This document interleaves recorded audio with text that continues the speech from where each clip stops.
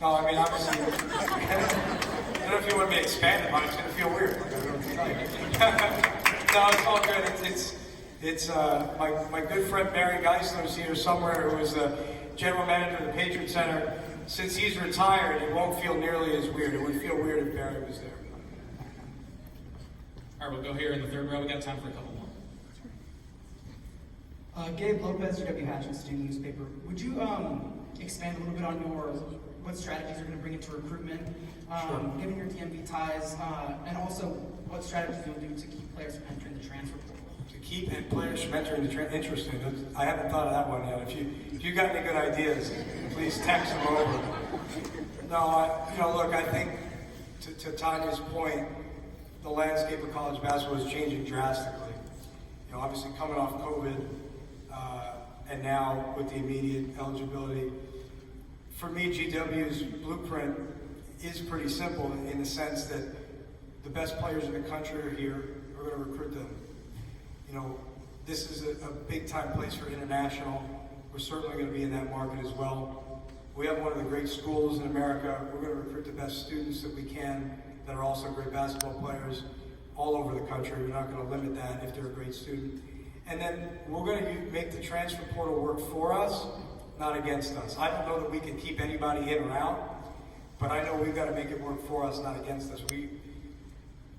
Our two Sweet 16s and one Elite 8 team at Miami, 3 of the 5 starters on each of those teams are transfers. We've been able to leverage it. It's changing, right? Guys aren't sitting out. It's a little bit different. We've got to adapt, but certainly we're going to make it work for us, not against us. All right, we'll go to Patrick in the third row. Chris Patrick Stevens, good to see you. To kind of build off something you alluded to a little earlier, you were obviously here when things were cooking. You were across the river when things were cooking here, 2005, 6, 7. What is the potential of this place, and do you think that it can match what those teams were doing? For sure, yeah. No, I mean, I think this is a place that you're in a multi-bid league. We should be competing to be in the NCAA tournament every single year. If you get in the NCAA tournament, you get opportunity to win games. That should be something that happens a lot here. We don't talk too much about winning at all, really. Some people do. I know where we all want to go. I'm going to talk a lot more about how we're getting there. And, but I mean, obviously, this is a place that's done it, that has every natural resource in terms of location and institution, and I think the potential is there to be a perennial NCAA tournament team. I do.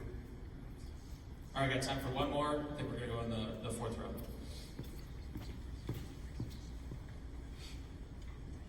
Hey, Eric Detweiler, GWSports.com. You got a chance to get on the floor with these guys already. Just what does the next weeks and months look like, as far as getting them to understand what you want to play and sort of putting your stamp on, basketball around here? Sure. Well, it's funny. I mean, I think Tanya and I joked about this. They used to say, "What's your 90-day plan?" And with the transfer portal as it is now, and the world that we live in as it is now, really, it is day to day in some sense. But I think for me, getting on the court with the guys was not just me trying to figure out what they're all about, but hopefully that they could learn a little bit more about me, because ultimately we're going to be judged on what happens here in a lot of ways, right? So we want to spend a lot of time out here. We want to have a great rapport. We want to have some sweat equity, as they say.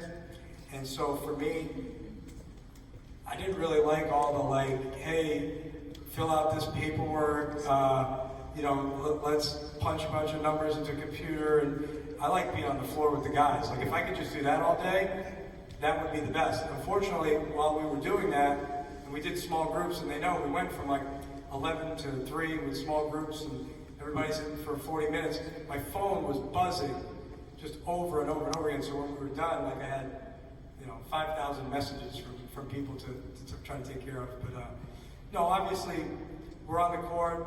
They're going to get finished up here, get ready to go to probably a little break and then summer school, and then we'll build a staff, and we'll spend more time with these guys. I think that's the most important thing right now. Coach, thank you for your time. And everybody, thank you all for coming out. We're going to have a reception in the Tabernacle Club.